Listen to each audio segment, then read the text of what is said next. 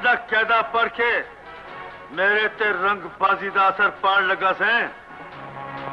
मैं ते उस गुरु दा चेला हां। इन लोगों के सर पे छत नहीं, तुम साला कांच का महल में रहता है। तन ढकने के लिए कपड़ा नहीं, तुम साला रोज कपड़ा बदलता है। मैं तन्नू हुक्म दिता सी कि चूहे दियां बैठकां नूं चंदरे मार दो। तू हुक्म क्यों नहीं मन्निया? बिस्मिल्लाहिर्रहमानिर्रहीम। अस्सलामु अलैकुम वरहमतुल्लाहि वबरकातुह। जी नाज़रीन, अज दे विलॉग दे विच मैं तुहानूं इंडिया दे बहुत बड़े अदाकार अमिताभ बच्चन ने सुल्तान राय साहब के मुतल्लिक किया कि वो एक ऐसा बड़े सगीर दा अदाकार सी जिन्हें ऐसे ऐसे किरदार अदा किए कि दुनिया उन्होंने याद करती आ और उस तो वड्डा कोई भी अदाकार नहीं होया। तो ये उन्होंने लफज अपने मूँह दे विचों कहे सारे सहाफियां नाल गल करदियां हैं। तो इसकी मुकम्मल तफसीलात अज दी इस वीडियो दे विच मैं तुहानूं दसांगा। लो जी, जे चैनल ते नवे आ तो चैनल नूं सबसक्राइब लाइक और शेयर जरूर कर देना। तुहाडीआं मुहब्बतां दा बड़ा शुक्रिया। नाल नाल घंटी दे बटन नूं भी दब दिया करो ताकि जिहड़ी भी वीडियो नवीं अपलोड होवे उहदा नोटिफिकेशन जिहड़ा तुहाडे कोल पहुंच सके और तुसीं मेरे नाल जुड़े रह सको। बड़ी मेहरबानी, शुक्रिया। अदाकार सुल्तान राय साहब पाकिस्तान दे बहुत बड़े अदाकार होए ने।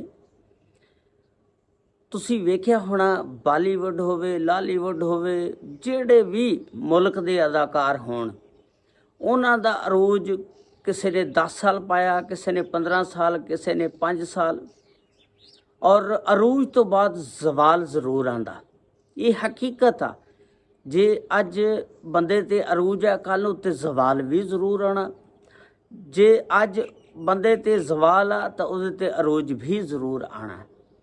इस तरह सुल्तान राय साहब की जिंदगी का ये जिहड़ा वाक़या कि तुहानूं पता होना कि सुल्तान राय साहब ने अपनी जिंदगी दे विच जदों वो फिल्मां दे विच इन हो गए उस तो बाद उन्हें जवाल नहीं वेख्या। उन्हें पूरे 30 साल फिल्म इंडस्ट्री नूं दिते ने और मरदे दम तक फिल्मां दे विच अरूज ते रहे। जदों सन 1996 ਦੇ ਵਿੱਚ ਜਦੋਂ ਸੁਲਤਾਨ ਰਾਏ ਸਾਹਿਬ ਇਸ ਦੁਨੀਆ ਤੋਂ ਚਲੇ ਜਾਂਦੇ ਨੇ, ਤੁਸੀਂ ਵੇਖੋ ਕਿ ਇੱਕ ਬੰਦਾ ਐਸਾ ਜਿਹੜਾ ਇੰਨੀਆਂ ਫਿਲਮਾਂ ਦੇ ਵਿੱਚ ਕੰਮ ਕਰ ਰਿਹਾ, ਹਜੇ ਉਹ ਫਿਲਮਾਂ ਮੁਕੰਮਲ ਨਹੀਂ ਹੋਈਆਂ, ਉਸ ਜਹਾਨੇ ਫਾਨੀ ਤੋਂ ਟੁਰ ਜਾਂਦਾ ਤੇ ਉਹ ਫਿਲਮਾਂ ਜਿਹੜੀਆਂ ਬਹੁਤ ਅਧੂਰੀਆਂ ਰਹਿ ਗਈਆਂ। ਯਾਨੀ ਆਖਰੀ ਟਾਈਮ ਤੱਕ ਉਹਦੇ ਉੱਤੇ ਅਰੂਜ ਸੀ।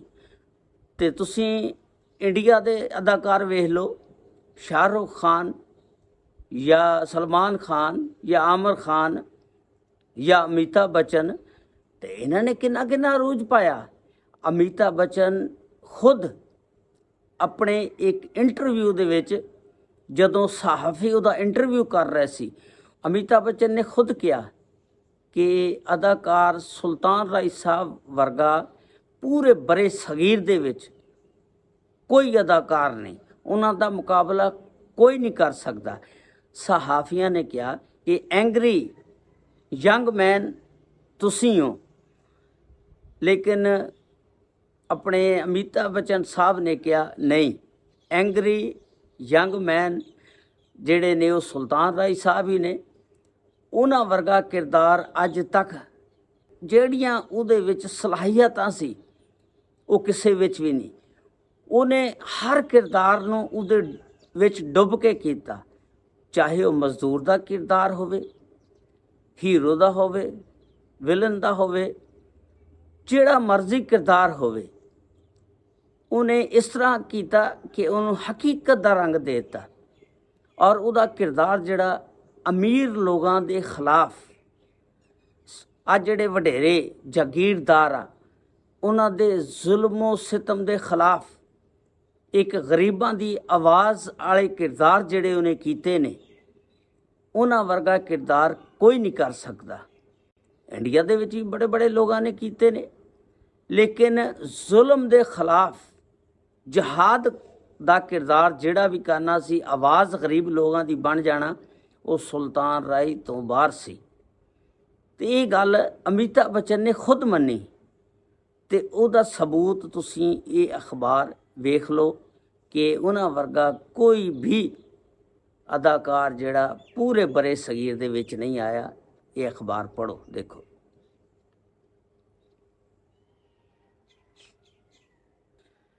ਲਓ ਜੀ, ਹੁਣ ਇਹ ਤੁਸੀਂ ਸਬੂਤ ਤਾਂ ਵੇਖ ਲਿਆ। ਜਿਹੜਾ ਇਹ ਸਬੂਤ ਅਮਿਤਾਭ ਬੱਚਨ ਦੇ ਇੰਟਰਵਿਊ ਦਾ ਸੀ ਕਿ ਸੁਲਤਾਨ ਰਾਏ ਸਾਹਿਬ 96 'ਚ ਫੌਤ ਹੋਏ ਨੇ। ਇਹ ਸਨ 94 ਦਾ ਇੰਟਰਵਿਊ ਸੀ, 2 ਸਾਲ ਪਹਿਲਾਂ ਉਹਨਾਂ ਨੇ ਇਹ ਗੱਲ ਕਹੀ ਸੀ। ਇਹ ਉਦੋਂ ਦਾ ਅਖਬਾਰ ਆ ਤੇ ਇਹਨੂੰ ਤਫਸੀਲ ਨਾਲ ਤੁਸੀਂ ਪੜ੍ਹ ਲਿਆ ਹੋਣਾ, ਦੇਖ ਲਿਆ ਹੋਣਾ। ਉਸ ਤੋਂ ਬਾਅਦ ਤੁਸੀਂ ਵੇਖਿਆ ਹੋਣਾ ਸਾਡੇ ਪਾਕਿਸਤਾਨ ਦੇ ਕਈ ਨਾਮਵਰ ਸਹਾਫੀ, ਖਾਸ ਕਰ ਜਿਹੜੇ ਕਰਾਚੀ ਦੇ ਰਹਿਣ ਵਾਲੇ ਨੇ, ਉਰਦੂ ਬੋਲਣੇ ਵਾਲੇ ਨੇ, ਉਹ ਸੁਲਤਾਨ ਰਾਏ ਸਾਹਿਬ ਦੇ ਜਿਹੜੇ ਤਰਜ਼ੇ ਅਮਲ ਨੂੰ, ਇਹਨਾਂ ਦਾ ਡਾਇਲਾਗ ਵਗੈਰਾ ਜਾਂ ਇਹਨਾਂ ਦਾ ਜੋ ਵੀ ਕਿਰਦਾਰ ਆ, ਉਹਨੂੰ ਪਸੰਦ ਨਹੀਂ ਕਰਦੇ। ਉਹ ਕਹਿੰਦੇ ਨੇ ਇੱਕੋ ਕਿਰਦਾਰ ਕਰੀ ਜਾ ਰਿਹਾ ਬੰਦਾ, ਬਦਮਾਸ਼ੀ ਵਾਲੇ, ਮਾਰ ਧਾੜ ਵਾਲੇ। ਲੇਕਿਨ ਇਹ ਉਹ ਖੁਸ਼ੀ ਨਾਲ ਨਹੀਂ ਸੀ ਕਰਦਾ। ਉਹ ਆਵਾਮ ਦੀ ਡਿਮਾਂਡ ਹੀ ਇਸ ਤਰ੍ਹਾਂ ਦੀ ਹੁੰਦੀ ਸੀ। ਇਸ ਵਾਸਤੇ ਹਰ ਫਿਰ ਫਿਲਮ ਸਾਜ਼ ਸੀ ਜਿਹੜਾ ਔਰ ਪ੍ਰੋਡਿਊਸਰ ਸੀ, ਉਹ ਵੇਖ ਕੇ ਹਦਾਇਤਕਾਰ ਸੁਲਤਾਨ ਰਾਏ ਸਾਹਿਬ ਨੂੰ, ਉਸ ਨੂੰ ਫਿਲਮ ਦੇ ਵਿੱਚ ਕਿਰਦਾਰ ਇਸ ਤਰ੍ਹਾਂ ਦਾ ਦਿੰਦੇ ਸੀ ਕਿ ਜਿਹੜੇ ਲੋਕ ਪਸੰਦ ਕਰਦੇ ਸੀ। ਲੋਕਾਂ ਦੀ ਖਾਹਿਸ਼ ਸੀ ਕਿ ਸੁਲਤਾਨ ਰਾਏ ਸਾਹਿਬ ਇਸੇ ਕਿਰਦਾਰ ਦੇ ਵਿੱਚ ਆਵੇ, ਇਸੇ ਰੋਲ ਦੇ ਵਿੱਚ ਆਵੇ, ਜਿਹਦੀ ਵਜ੍ਹਾ ਨਾਲ ਫਿਲਮ ਸਾਜ਼ਾਂ ਦੀ ਮਜਬੂਰੀ ਸੀ ਇਵੇਂ ਦੇ ਰੋਲ ਕਰਵਾਉਣਾ। ਤੁਸੀਂ ਵੇਖਿਆ ਹੋਣਾ ਫਿਲਮ ਇੰਡਸਟਰੀ ਦੇ ਵਿੱਚ ਜਦੋਂ ਹਟ ਕੇ ਇੱਕ ਬੰਦਾ ਜਿਹਨੂੰ ਲੋਕ ਪਸੰਦ ਕਰਦੇ ਨੇ ਹਟ ਕੇ ਰੋਲ ਕਰੇ, ਉਸ ਰੋਲ ਨੂੰ ਫਿਰ ਲੋਕ ਪਸੰਦ ਨਹੀਂ ਕਰਦੇ, ਫਿਲਮ ਫਲਾਪ ਹੋ ਜਾਂਦੀ ਆ। ਇਸ ਵਜ੍ਹਾ ਨਾਲ ਉਹਨਾਂ ਦੀ ਮਜਬੂਰੀ ਸੀ ਇਸ ਤਰ੍ਹਾਂ ਦੇ ਰੋਲ ਦੇਣੇ। ਅਸੀਂ ਦੇਖੋ, ਤੁਸੀਂ ਜਿੰਨੇ ਵੀ ਉਰਦੂ ਜ਼ੁਬਾਨ ਬੋਲਣੇ ਵਾਲੇ ਨੇ ਜਾਂ ਉਰਦੂ ਦੇ ਕਿਰਦਾਰ ਅਦਾ ਕਰਨ ਵਾਲੇ ਜਿੰਨੇ ਵੀ ਨੇ ਅਦਾਕਾਰ, ਅਸੀਂ ਸਾਰਿਆਂ ਨੂੰ ਪਸੰਦ ਕਰਦੇ ਹਾਂ। ਲੇਕਿਨ ਉਰਦੂ ਬੋਲਣੇ ਵਾਲਿਆਂ ਨੂੰ ਵੀ ਚਾਹੀਦਾ, ਪੰਜਾਬੀ ਦੇ ਕਿਰਦਾਰ ਜਿਹੜੇ ਰੋਲ ਕਰਦੇ ਨੇ ਸੁਲਤਾਨ ਰਾਏ ਸਾਹਿਬ, ਉਹਨੂੰ ਪਸੰਦ ਕਰਨਾ ਚਾਹੀਦਾ। ਸੁਲਤਾਨ ਰਾਏ ਸਾਹਿਬ ਵਾਕਈ ਬਹੁਤ ਬੜੇ ਫਨਕਾਰ ਅਦਾਕਾਰ ਗੁਜ਼ਰੇ ਨੇ, ਇਹਨਾਂ ਵਰਗੀ ਅਦਾਕਾਰੀ ਕੋਈ ਨਹੀਂ ਕਰ ਸਕਦਾ। ਉਸ ਤੋਂ ਬਾਅਦ ਵੀ ਅਮਿਤਾਭ ਬੱਚਨ ਨੇ ਇੱਕ ਹੋਰ ਅਖਬਾਰ ਦਾ ਹਵਾਲਾ ਮੈਂ ਤੁਹਾਨੂੰ ਦਿੰਦਾ, ਉਹ ਪੜ੍ਹ ਲਓ।